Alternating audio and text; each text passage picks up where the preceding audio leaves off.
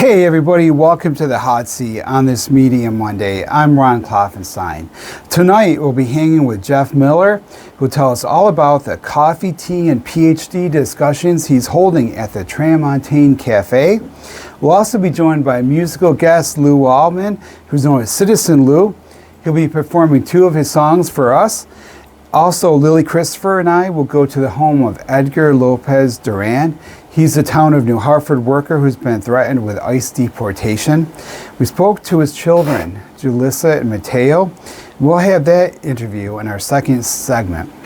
But we begin tonight in Kemble Park, where the Mid-Utica Neighborhood Preservation Corporation brought the community together for their 10th annual Juneteenth celebration. Photojournalist and AI content producer Jim Hale and I were there, and we have this report.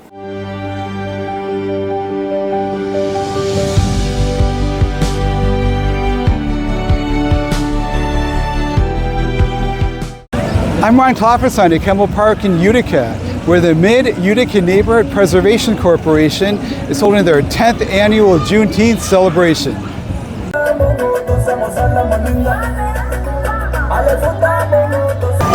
I'm with Jonathan Brooks. He's DJ Easy from 95.5 FM, our station. So, Jonathan, what does Juneteenth mean to you? Juneteenth, to me personally, is just a celebration. You know, people coming together, you know, showing unity, showing that, you know, not for nothing, black people can't come together and, you know, not have any issues. You know, just love in the air, you know, family feeling. You see all kinds of vendors out here. It's all about food, all about good music, hearing music in the background. It's celebration, you know, love it. I'm with Hilda Jordan. She's the director of the Mid-Utica Neighborhood Preservation Corporation. They're the organizers of today's event. What is today's event? So this is our 10th annual Juneteenth celebration being held at Kemble Park Saturday, June 20th for the 2nd year in a row. So now what is Juneteenth? Juneteenth, on paper, right, it's the celebration of the last formerly enslaved groups of people finding out about their freedom in Galveston, Texas, June 19th of 1865. And it was 2 years after the Emancipation Proclamation. Correct. And so it was celebrated for the first time in 1866. Mm-hmm. And the way that I like to describe it, it's really folks acknowledging the promise of what's to come, but also really like highlighting the realities and the excellence of Black brilliance in the Black community. And so for me, celebrating Juneteenth today is one of those days where we can really get everyone out into the park, vending, celebrating, dancing, and just being in fellowship. So I made some new friends here today on the basketball court at the Juneteenth celebration. I want to ask you guys to introduce yourselves. So what's your name? My name is Daquan Anderson. So what are you doing here today at Juneteenth? You having fun? Yeah, having fun playing with my team. So, you know. How about you? What's your name? My name's Cameron Curry, and I'm just here for like my brother playing games, and I'm just watching him play. Nice, playing basketball? Yeah. No, how about you? My name is Sincere Ward. I go to Utica Academy of Science Junior High School, and we just won today, 39-36, and I had 32 points. Oh my gosh, 30, and you had 32 of those points? Yes. Congratulations. Thank you. So like what is it you would like people to know about history, about your history? That if it wasn't for Juneteenth, we would still be slaves. Yeah. How about you? It means like, it represents our history, black history. Yeah. Basically, so slavery ended, which means a lot to our community. Yeah. How about you? You having a good time here? What are the vibes like? Whoa, it's pretty fun. I'm about to get some food after this. So. Good for you. Thank you guys. Congrats on that award. Thank you. So hey, I ran into another award winner here. So what's your name? My name is Savion Vos. Look at this medal here. So now it's the same thing. You won it for the basketball game? Yes, sir. Congratulations. Look at the medal there. So let me ask you, I'm going to ask you the question I'm asking everybody else here today. What does Juneteenth mean to you, and why is it important to you? Juneteenth means, and it's important to me because that's when the blacks were free from slavery, and that means like a piece of my heart because like if the slaves weren't free, I wouldn't be here today. Can't think of a better answer than that. So what are the vibes like here today? Are you having a good time? Are people getting along? I'm having a good time. I think people are getting along. Actually got like a board of all the families in Utica up there. If y'all want to put that on the camera. But like, yes, actually, it's good vibes here. Yeah. So that board up there with the families, we got some video of that. When you see that and see the families and see the history and the heritage right here in Utica, how does that make you feel about being someone who's black? Does it make you feel proud? Oh yeah, it makes me feel proud because like there's a lot of like colored people in the state and also in the city, so it makes me feel good. Yeah, good for you. Congrats on that award. I went into Venus and Jermico, and I want to ask you guys, like, why are you here today? What does Juneteenth mean?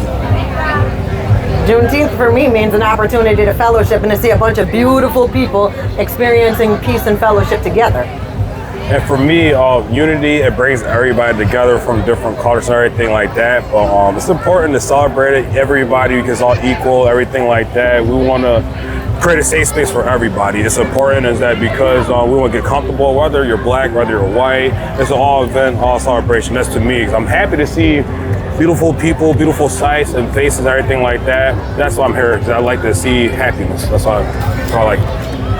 And you were talking about how this is important to your identity, Juneteenth. Absolutely. So this shouldn't be taken away. Well, my website, Put That Right Back, is all about trying to give us restoration. So I personally feel like I want to celebrate everything they don't want us to celebrate. Like what?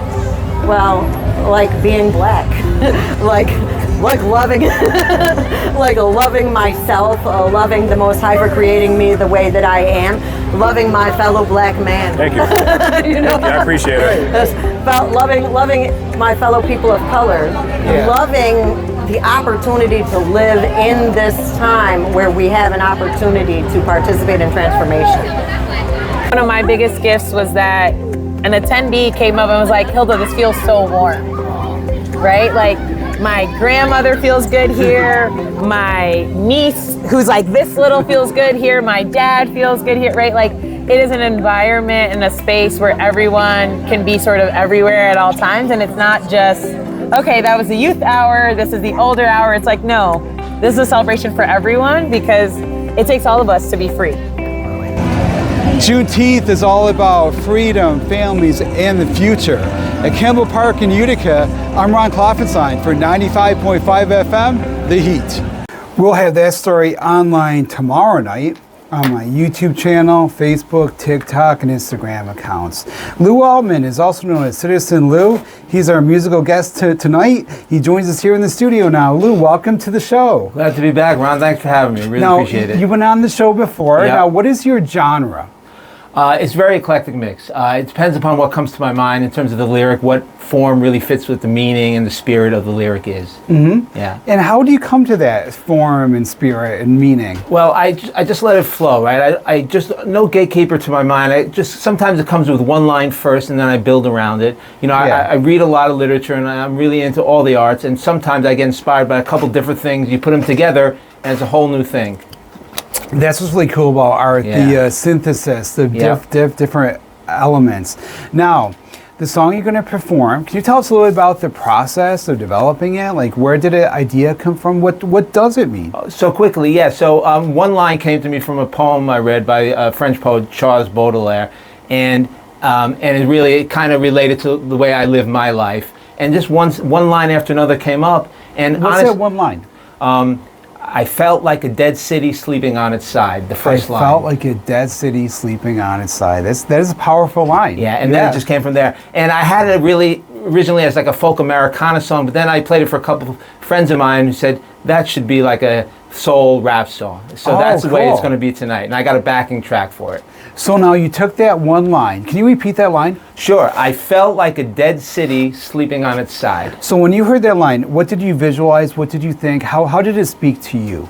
Well, it spoke to me like someone who's really in the depths of something really serious. He's like wrestling with life, you know, the dark side and the light side, trying to put everything together in one life, one person, one approach to life, trying to put everything in his life together. So you take that line, Yep. and you want to tell a story through that line. Right. How do you decide then, like, that it should be more like rap as opposed to more folk, or like how did you get a sense like this is how this idea should sound? Most of the time I start with the song first. I get the lyrics down pretty much, and it's never finished, but like a good working draft. And then I'll play it for some friends of mine, some family members. And so my brother and my mom, who are harsh critics of me, they love me, but they tell me like it is. Well, right? that's valuable. They said, you know, I played it for them like an Americana folk song, blues, and they said, no, try it as a rap song. So I tried it as a rap song, and because of the complexity and the creativity and how the lyrics really flowed, I think it worked like that better than the other versions. So, do you think that rap allows you to express things that are more complex linguistically because it's all based on kind of like talking? Yes, because it's rapid fire a lot, and you really get to really be free with your associations. There's a couple songs that really inspire me. A couple of writers, like there's a song called 911 is a Joke by Public Enemy. That really is one of the most amazing lyrics of all music in the last 40 years, right? Yeah. And then Beck, as you know, Beck is another creative lyric writer who really, he's not just a literal writer. He creates like these metaphors and these associations that build a bigger and a more exciting meaning and impact. And those are a couple of my main inspirations in terms of songwriting and music. Now, folk and rap are such different genres. How do you prepare differently for each one? It just depends upon what is going on at that moment, really. I try not to judge myself and say, oh, I'm this kind of writer, I'm this kind of musician. No, I try to see what the lyrics call for and try to put on that hat, you know. And I'm learning all the time. I'm stronger in some areas than others, but I'm always looking for new ideas, looking for people to tell me, you know, teach me and everything. And so it's all an experience. And if you're not learning, you're not going, you know. So every song is an opportunity to build my chops more and to really like discover life more, because it really, at the bottom line is I write to try to share it, but also for me to, you know, for self-discovery and to try to grow. That's what writing is. Like, you really find out more about who you are as a person, how you relate to stuff. What did you find out about yourself by writing this song that we're going to hear? That's a good question. So I realized I've been on a long and winding road my whole life. But I realized with writing this song and it coming together that I've been on the right path all along. You know, oh, good. It's just a different path than other people, but pieces are all starting to fit together, you know, finally, and, you know, job, work, family, love, and everything. And this song really taught me, hey, help me focus. Yeah, you're doing okay. You're doing okay. I like that. I like the sound of that. So let's hear that song. We're going to hear that song next. First of all, what is the song called? It's called Turn Off the Shade. I have a backing track with an intro. Turn Off the Shade. Yeah. Great. Well, let's hear that song. Okay.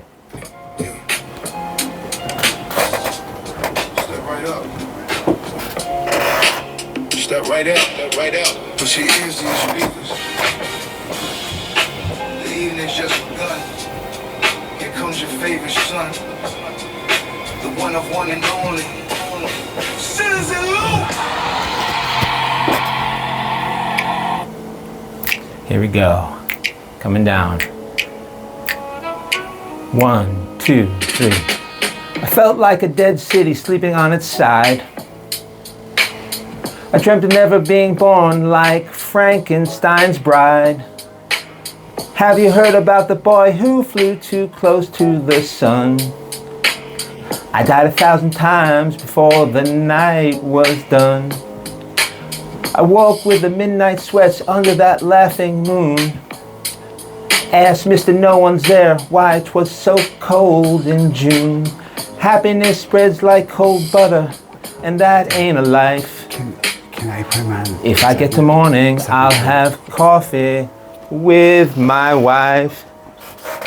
Don't think I'm sad, and I'm not depressed. I have no regrets, and I never second guess the path I took and the choices I made. I pulled the inside out and turned off the shade. I turned off the shade.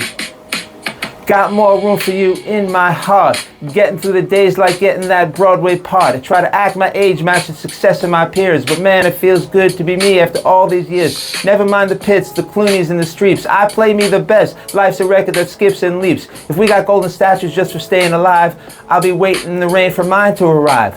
People smile and nod at a terrible joke. People never put lemon in regular Coke. It's easier to read a painting than pain within, but it's more beautiful. Watch the healing begin. Don't think I'm sad, and I'm not depressed. I have no regrets, and I never second guessed. Oh, the path I took, and the choices I made. I pulled the inside out and turned off the shade. I turned off the shade. Turn off the shade.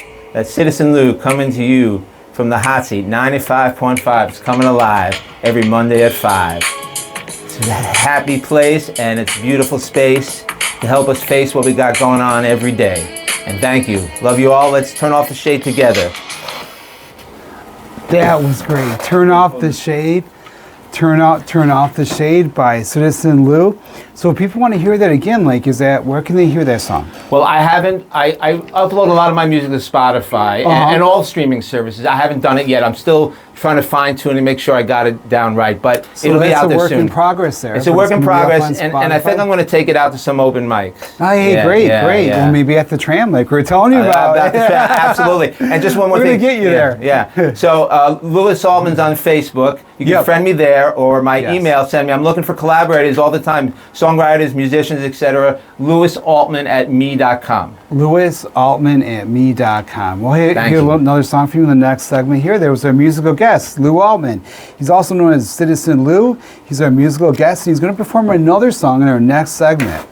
Also tonight, we're going to meet Jeff Miller from Coffee, Tea, and Ph.D., and Lily Christopher and I will take you to the home of Edgar Lopez-Duran to talk to his children about how they're dealing with their father's absence.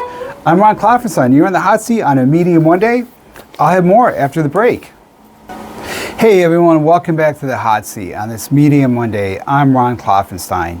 We're here with musical guest Lou Altman, Citizen Lou. He's here to perform another song, and later we'll meet Jeff Miller from Coffee, Tea, and Ph.D. Also, Roosevelt Patterson is here, rescheduled from before, to talk about the James Street Festival. But first, the story of Edgar Lopez-Duran began as a paperwork mistake, but for his children, it's become a story about family separation, uncertainty, and what's like to have your father taken away. Lily Christopher and I sat down with his kids to hear what they want people to understand. We have this report. We're with Julissa and Mateo. They're Edgar's son and daughter. So, Mateo, you recently celebrated your 9th birthday, and you had a party, but your dad wasn't here. What was it like for you to have to celebrate your birthday party without your dad? It feels different because he most of the years he sometimes we always go to vacations, and sometimes we celebrate my birthday. What did you do this time? We just my family and my aunt came to celebrate my birthday.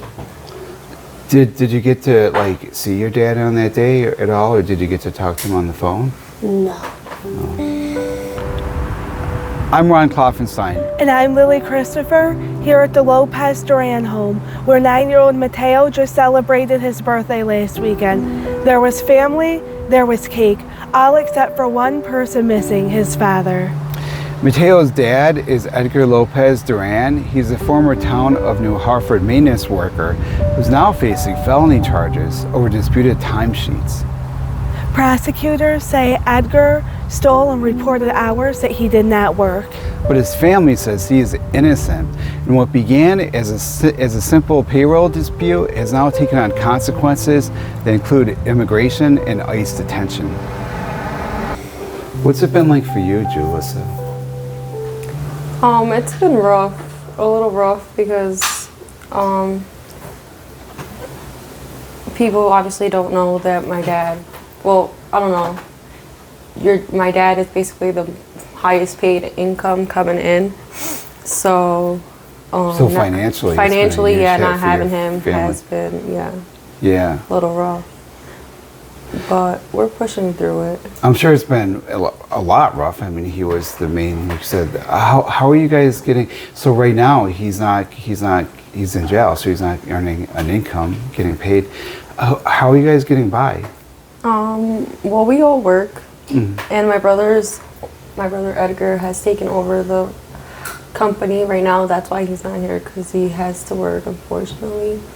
For the Lopez-Duran family, Edgar's absence is not only emotional, it is financial, practical, and daily. Julissa says the family has had to keep working, keep the business moving, and keep the household together while also trying to understand the criminal case. How has everything shifted, not only with the business, but just how you all function at home? What has the stress level and the amount of anxiety been like since your father left? Well, like you as siblings, you have arguments or nagging and stuff.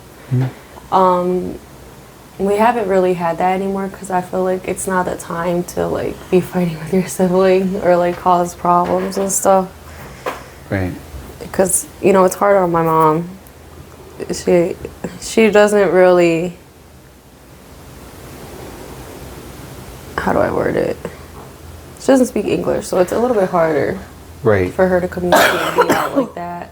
So we kind of do all the talking to the lawyers. We kind of take everything, me and my brother. So it's been stressful on me, because I don't really know anything about lawyers or how to talk to people or who to call this, how to call that. I got to be on my phone constantly. And it's sometimes at work and stuff I can't really. How old are you? 22. 22, like this whole entire burden has been on pretty much on your shoulders. Yeah. Julissa says one question keeps coming back. If this is really about hours and payroll, why was her father not warned before it became a criminal case? And my job, that would be an HR problem. Let's say if they mess up the paycheck or payroll, it would usually go to HR, and HR would usually come up to you or be like, hey, you messed up, or hey, you didn't do anything right. Because I work for an agency, so I'm contracted the same way almost. So I had to submit hours, or sometimes I don't submit enough hours, so they'll contact me and be like, hey. Right. Clerical error. Yeah, technical error, you gotta fix it or whatever. And for this, nobody brought it up to my dad or said, hey, you're stealing time, or hey, your timesheets are not matching what it was. So I think that it was probably a setup, or I don't know. I really do think it was a setup. That is Julissa's belief. The charges remain pending, but her question points directly to the larger issue in the case. Who assigned Edgar's work? Who prepared the timesheets? Who approved them? And why did this become a felony prosecution? The Lopez-Duran case raises larger questions about power, process, and accountability. Edgar's attorney argued in court that Edgar did not falsify payroll and that payroll had the hours he worked. And also that evidence proving that was not fully presented to the court. Prosecutors allege Edgar falsified timesheets and was paid for hours he did not work. But his attorney, Frank Policelli, has argued publicly and in court that Edgar's job was not a simple 8-to-4 position. Policelli says Edgar wrote down his hours, town payroll employees prepared the official timesheets, and Edgar signed them. According to the defense, this matters because the charges require criminal intent, not just a mistake, a confusing work arrangement, or a payroll problem. Policelli has also argued that evidence suggesting Edgar did not intend to steal was not fully presented to the grand jury. The case has also drawn attention because of publicly shared portions of Edgar's interrogation. Utica Councilwoman Kitty Aiello posted clips from that interrogation on Facebook, arguing they show Edgar was being pressured to help investigators build a case against former New Hartford Town Supervisor Paul Michione. In those clips, investigators can be heard referring to Michione by name, discussing cooperation, and calling Edgar the puppet. They didn't just ask him to cooperate. They used him. They specifically asked him to lie. What should I say? Do you just say no? Like nobody's come to me? That's a lie. Edgar, lying to them is what's going to get us down this road because I need them to talk. What I need you to be is a secret agent. Before you go to that office, you and I will meet first, and I will just give you something that goes in your pocket, and it's a little recorder. This all happened during an ugly local election. Very quickly, it became clear that Edgar wasn't even their target. They wanted the town supervisor. And we can show that people above you were responsible for what happened. I don't want to be looking at you. I want to have Paul Michonne sitting here. I'm trying to ask them, but they are going to come to you. And what do you mean? Because you're the guy, you're the puppet. You know, they're pretty nice with me. Are they nice enough that you want to have to leave your wife and show children? The interrogation video raises a question that's hard to ignore. Why were investigators pressing a town maintenance worker for information about a former town supervisor if this case was only about the worker's timesheets? Former supervisor Paul Michonne has also publicly claimed Edgar was used as a pawn in a political fight during a heated local election. Yeah, it's horrible what happened to this poor guy. I mean, he was used as a pawn, really, to try to attack me, you know, in my election. I mean, pretty much, honestly, it was a political witch hunt. I mean, Frank hit it right on the head the whole time, and you know, and I think it was racially motivated. Then the case moved beyond New Hartford. Edgar's family said he had been reporting to immigration authorities and had authorization to work in the United States. After the criminal case moved forward, he was taken into ICE custody. For Julissa, the last normal night with her father did not feel important at the time. It felt ordinary. We had the night before, like we had ordered food or something, and we were all here just like hanging out and chilling and just, I don't know, like laughing and stuff. Like we're a big family, so in big families you kind of like tend to like nag at each other or like point out things that you don't like or something. But that night it was actually really nice. Like we were just here eating and talking and just laughing and stuff. Mateo was even up past his bedtime because we were like, just let him for a little bit. But I would have never thought that would have been our last time, you know, like being like a family. Exactly. And if you did know that was going to be your last time as like a family before this incident happened, what would you have told your father, and what would you have liked to have known? Just not even just about this case, just anything about your father or about his emotional strength. What would you have asked him? If I knew that this was going to happen, I probably would have just gave him a hug.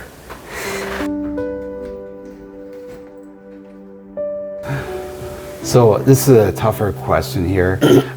Now that this has happened to your dad, do you feel scared that you could be targeted? Yeah, I do feel scared. I looked up on government, there's like a couple pages that you can look up. Government like watch or something, and I know that my dad's name pops up, and I know that my name pops up, and like all of our names pop up, which is kind of like dang. On a website? Yeah. Wow. So how does that impact your life to live with that? Well, it makes me feel like I obviously obey the law, but it makes me feel like I have to be home and like not go outside because I don't want anybody to like watch me or anything. Like I don't want to be watched. It's not like I'm doing a crime, but still, it's like you don't want somebody over your shoulders. How about you, Mateo? Do you ever feel scared that this sort of thing could happen to you too? Yes. Well, Mateo, I think you're very brave. To people You too. To people who don't have to worry about stepping outside of their house, to people who it almost seems like they just live free, basically, what do you want them to know about this? What do you want them to know to really captivate them and not just watch and go back to doing whatever they're doing? We have thousands of people locally will see this. So what is it? And I mean, I feel like talking to you and looking at the case, there was a lot of stuff that I think the public doesn't know about who he is and what happened to him that they should know. And so what would you guys like the public to know? Obviously everybody moves on with their life. So like right now my dad's a topic, and probably like in the future they'll like forget about it. But what I want people to know about my dad is that everybody has a family, right? So whether you like us or you don't like us, you probably won't be in the same situation as us, but you'll probably have something else in the future, or maybe not. But I feel like we're all humans and we should all have sympathy at least, or empathy for one another. The charges remain pending, but to Mateo, Edgar Lopez-Duran is not just a case file. He is his dad. Mateo, what is your dad like? What is he like? What kind of guy is he? He's normal. He sometimes he might be bad. He screams at me. Also my mom. But usually we always on Sunday we always spend time together. What do you do? What are some of your favorite things to do with your dad? Play chess, play. Oh, he taught you to play chess? Yeah. Good for him. Good for you. Play outside together. What do you want people to know about your father? You know, what do you want people to know about what your dad is like? He's a good guy. He doesn't harm people. He doesn't do nothing to people. What do you want people to know? Actually, let me ask you, what is your dad like? I would describe my dad as a humble, hard worker. He's efficient. He tries to be funny and crack jokes. So most people who know him knows that like he always gives somebody a nickname, or he just be trying to crack jokes to somebody. He really is. For the Lopez-Duran family, this case is not just about timesheets. It's about a father missing a birthday and a family living in uncertainty. And the community continues to wonder why a dispute over payroll timesheets turned into an immigration case that includes ICE detention. In Utica, I'm Lily Christopher. And I'm Ron Kloffenstein for 95.5 FM, The Heat. We'll have that story online tomorrow night, or tonight actually. We'll have that on my YouTube channel, Facebook, TikTok, and Instagram accounts. And when you see that, for this time, please share this story, because this is a story we really want out there for these kids. We're joined in the studio now by Lou Altman, who's Citizen Lou. Lou, let's go right to your song. What are you going to perform for us here? It's called the Hot Seat Blues. When hey! I sent you a protest song, you invited me back. I said, I want to write something new. I like it. On the show.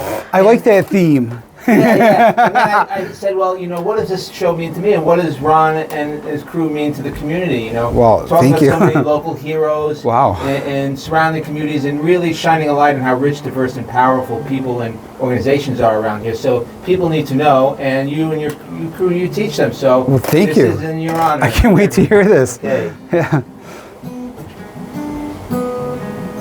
It's called the Hot Seat Blues.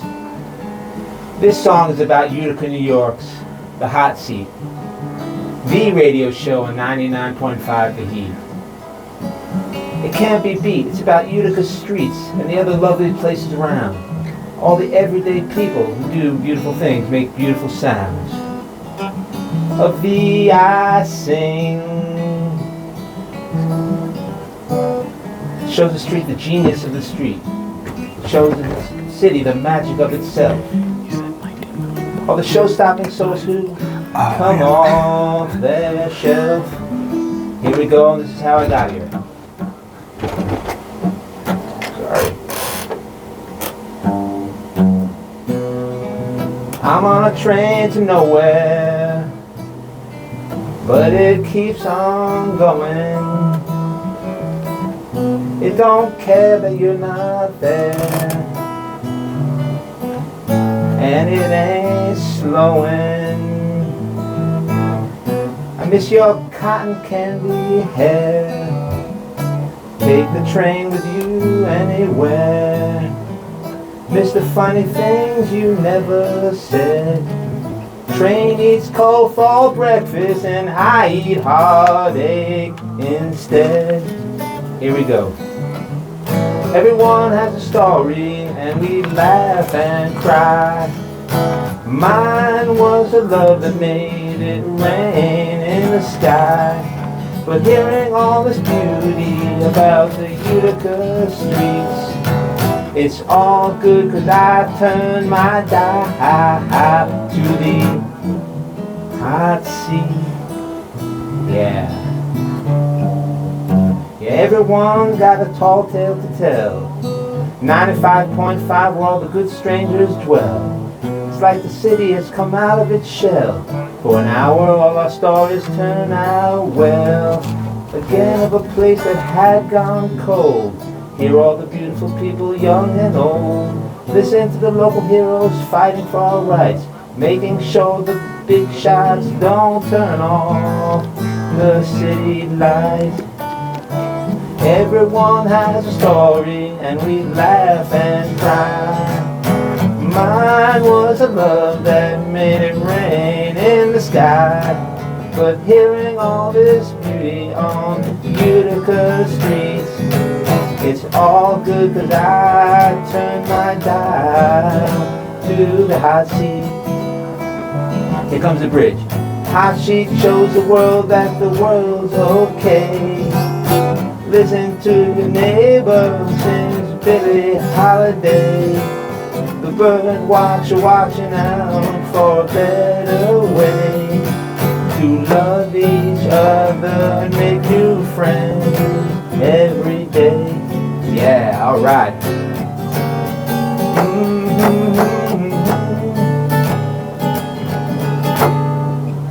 One more time. So set your dial to 95.5 if you so choose. If your hand's stuck in a pot of Elmer's glue and you need a view boost to stop feeling those deep dark hues. When you pay your manic Monday, your manic Monday dues. Every Monday at 5, yeah. Here we go. So tune in every week, Ron's got a new pair of shoes. When you're in the crowd or home by ones and twos. When it's Monday at 5 and you need good news, go get some of those sweet hot seeds. All those beautiful hot, eye-popping hot seeds. Blue. Hey Lou, thank you so much. Boy, what an honor that was. We have a great crew here. Jonathan Brooks. The hot seat is me, Jonathan Brooks, Jim Hale, Lily Christopher, and Nabil Khan. That was a really nice song, Lou. Thanks. And your stuff is on Spotify. You can find his work all over. Lou Elman was our musical guest tonight, and we come back. Jeff Miller from Coffee, Tea, and Ph.D. We're going to find out from Roosevelt Patterson about the rescheduled James Street Festival. I'm Ron Kloffenstein. You're in the hot seat on a Media Monday. I'll have more after the break. Hey everyone, welcome back to the hot seat on this Media Monday. I'm Ron Kloffenstein. My guest tonight is Jeff Miller from Coffee, Tea, and a Ph.D., a new series of engaging 30-minute lectures by expert professors at the Tram in Utica. The idea is simple and really cool. People can grab a coffee, tea, latte, chai, socialize a little, then hear a smart, thought-provoking talk in a relaxed setting. The next talk is going to be July 26th with Dr. Laura Kleppinger from Utica U. She's going to discuss her research in trans, queer, and intersex activism in South India. And on August 23rd, Jeff himself will present how Upstate New York was segregated, connected to his work at segregatedupstate.org. Jeff Miller joins us in the studio now. Hey, Jeff. Hey, Ron. Thanks for having me. So what are these talks like? Well, about a year ago on Facebook, I started getting these ads for a series in New York City that was called Lectures on Tap. Mm-hmm. And it was, if you can imagine, people in the evenings going out with friends to a bar, have a couple cocktails, and listen to a theoretical physicist. And I wasn't exactly sure if I would go to that either. But I thought, I wonder if there isn't a Utica version of this. Yeah. And, I've been hanging around the Tram down on Lincoln Ave for years and years and years. And Robin had been asking me if I'd ever want to maybe give a talk. So I thought I'll go 4 times better and we'll just do a whole series of talks. So there's no cocktails involved because it's a coffee shop, which is kind of nice if you don't drink. Yeah, it's Sundays. People show up around 1 o'clock, get something to eat, get a drink, whatever, grab a seat. last time we had almost about 30 people there. Wow. So there's that's been a big nice, turnout. the first time out we weren't sure what to expect. Yeah. So about 30 people came out, and we had a sociologist from Colgate University, Chandra Russo, and she was in conversation with Mina Garich, who also is an adjunct that teaches at Utica University. And they were talking about Chandra's new book, White Flank, which is about organizing in the white community for civil rights. And the reason I do it is not only was I inspired by what was going on in New York, but, a former student of mine who actually works on this project with me, she had told me that she kind of, she missed the curiosity and the fun of learning in school. Right. And I thought, well, we could do that, and there's no grades. So, there's no quiz at the end, I promise. There's no exams. You don't have to write any essays. But I will tell you, after Chandra's talk was over, the place was buzzing. And that's really the point, is to have people socialize, to think about deep ideas, but in a fun, welcoming way. Right. And then talk about it. I love the idea, because I watch a lot of British shows from the past, Downton Abbey era stuff, and back then people would give these talks for free to the community as entertainment. I thought, what an enriching, nourishing thing to go to hear people to experience an intelligent conversation. It must be amazing. Yeah, and it's intellectually stimulating, but that's not a reason to feel intimidated, because it's adult conversations. But everyone at every table immediately burst into conversation when the talk was over. People get intimidated by the idea that it's going to hear a lecture. If you don't like lectures, we won't call it that. We'll call it a talk. That's fine. Or a presentation. Absolutely. And the first one we did was Maddie Hamlin, who is an urban geographer at Colgate. She talked about housing justice issues. So we're really also, I will tell you that this is also a way to remind people of the importance of the liberal arts, remind people of the importance of social science, remind them of history. What is the importance of the liberal arts? I always feel like I'm an English teacher, and I see what I see in the news is really the concept of liberal arts and of humanities being attacked. Why is it important? And I try to tell students too, college, it really is important to have that 4 years, to not rush through it. You got to be efficient, stay on top of things, but to really take the time to absorb stuff and experience stuff. Why is it humanities and liberal arts important? Well, okay, so they say to be a radical means to go back to the root. Okay. So the root of the liberal arts is not liberal politics. It is study to liberate the mind. I like that. And, this is something that not only, I got to say, it's a little heartbreaking after teaching for almost 35 years that many students, I understand job market's not great, economy is not great. I understand how expensive a university education is. But it's such a special 4 years in a young person's life. It truly is. It's true that they're getting job skills. It's true that they're getting all that specialized knowledge for their careers. You obviously got to have that. But those 4 years, I tell my students, that is the freest that your mind and your time is ever going to be. Take full advantage of it. Meet people who aren't like you. Read books you would have never picked up on your own. Watch a film with a friend that you'd never heard of before. Really, that's an opportunity to explore the world, explore yourself, explore other people. And then when you come out, being an educated person is someone with a liberated mind. You're not shackled by superstition. You're not shackled by mere tradition. You're a thinker. And you also come to conclusions about the world by having carefully gathered data and thought about it. I think what we do as teachers is teach people how to put things into context. Absolutely. Into the biggest, broadest possible context that they possibly can. And that's a liberation too. Absolutely. So now, segregation is important to you, obviously. So what will your talk be like?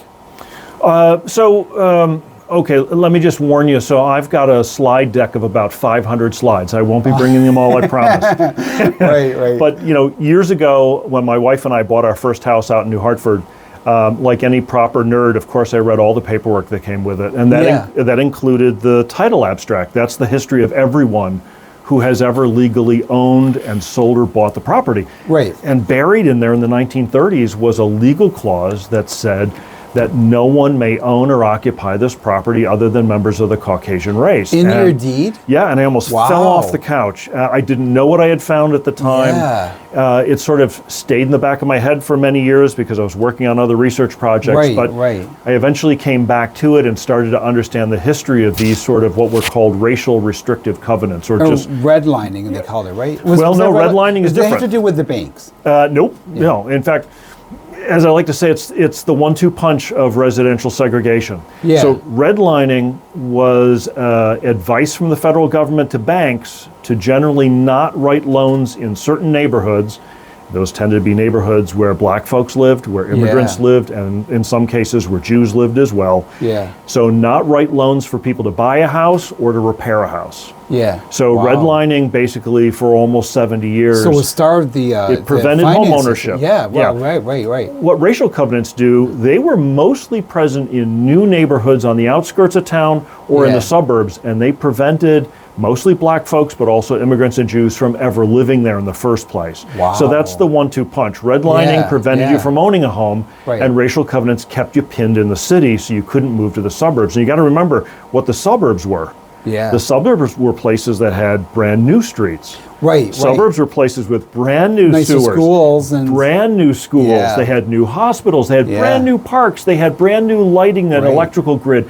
All brand new goods and services were out in the suburbs, and Right. racial covenants prevented black folks, Jews, and immigrants from living there, really from about, I'm going to say 1905, right up until 1968 when the feds made it illegal. Wow. So you're Wow. talking essentially more than 60 years where, this so-called white flight, which is really a misnomer, that's not really the correct term.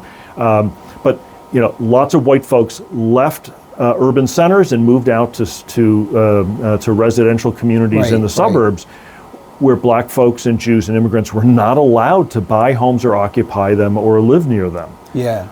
So in many cases it becomes this day, like the after effects. New Hartford is overwhelmingly racially white. Oh yeah. Same with like Whitesboro, all these outskirts. Yeah, the legacy is really the noticeable. legacy continues through generations. If you don't grow up in that town, you don't buy a house. Yeah, That's right. And you said it perfectly, Ron. You said we have to put things in context. Yeah. So when people say, I wonder why this town is, why is the city so segregated? Right, why is right. Upstate so segregated? Right. I'm more than happy to help. As the kids in my classroom say, I have the receipts. Why is the road outside this studio so filled with potholes? I mean, there's literally a cone that's permanently in one of those potholes that's been there. I can't think how many months, Well, when people move out of the city, they take their taxes with them. Right. And those taxes go to suburbs where they make nice new streets. Right. So as I mentioned, in my talk, I'm going to show you exactly how this was legally done. Yeah, right. City by city, town by town. Right. And I'm also going to show people the new website that I've launched, which is www.segregatedupstate.org. Great, and that's on we also on Facebook. You can find Coffee Tea and Ph.D. and we'll have information about that. So, Rosal, I want to get you on a bit because you were your event was rescheduled. It was the James Street Festival. It was going to be 2 weeks ago. We talked to Jay-Z about that. Yes. It's been rescheduled. Yes. Where and when and what is this James Street Festival? Well, the new date is this weekend, June 27th, Saturday, and June 28th, Sunday. 2 days. So it's a 2-day thing. Yes, I didn't sir. realize that. Yes, sir. 410 James Street, right out front. We block off Dudley Ave, we block off Brinkerhoff, and man, we just, out there having a good time. The James Street Festival is a festival of trust building. We like to rebuild trust between the community and our law enforcement.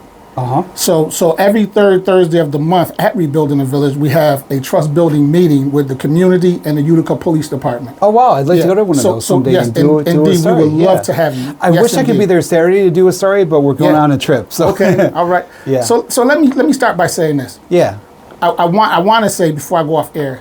Yeah. This weekend, Juneteenth, Saturday's event was hands down the best Juneteenth experience I ever had in my life. Oh yeah, bravo to them. Let me tell you, I wasn't there for long, but I walked through that park. Yeah.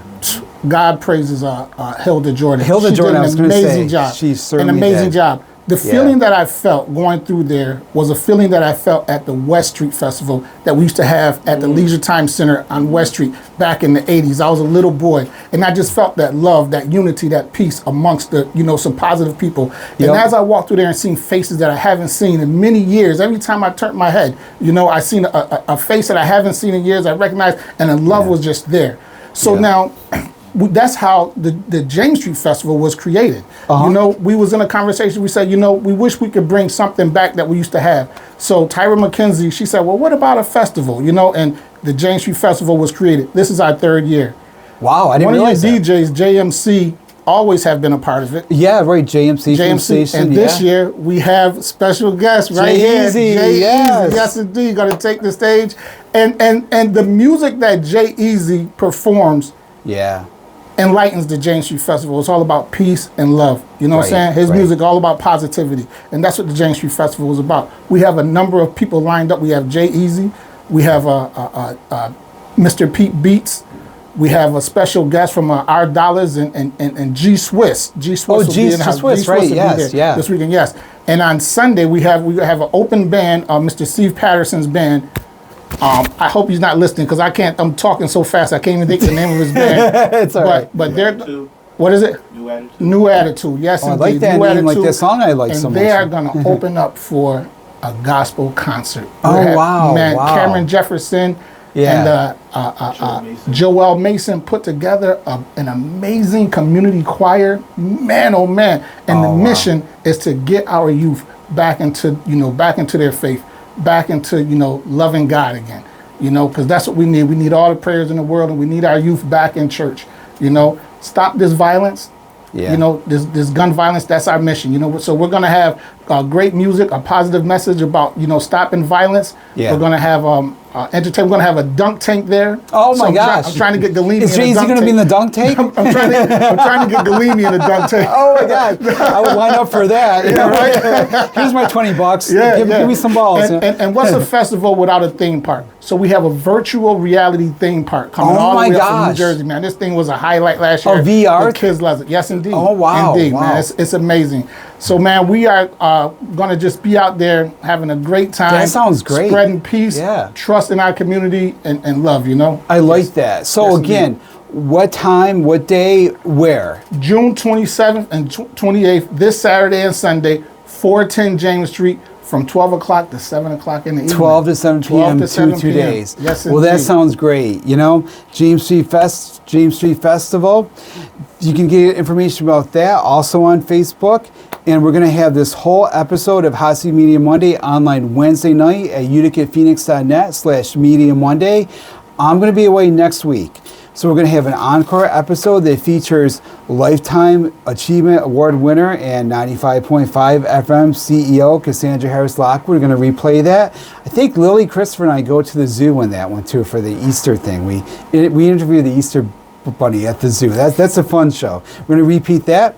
Then, of course, we'll have an all-new episode Monday, July 6th. Our audio engineer is Jonathan Brooks. He's DJ Jay-Eazy. He's up next with the Easy Ride Home. Jim Hale records the show for YouTube and podcast. He's our photojournalist and AI content producer. Lily Christopher is an associate producer. Nabil Khan's our entertainment correspondent. And I'm Ron Kloffenstein. I'll be back next week with another Hot Seat Media Monday. This is Ron Kloffenstein. Meet me in the Hot Seat every Monday at 5 p.m. for Hot Seat Media Mondays on 95.5 FM, The Heat.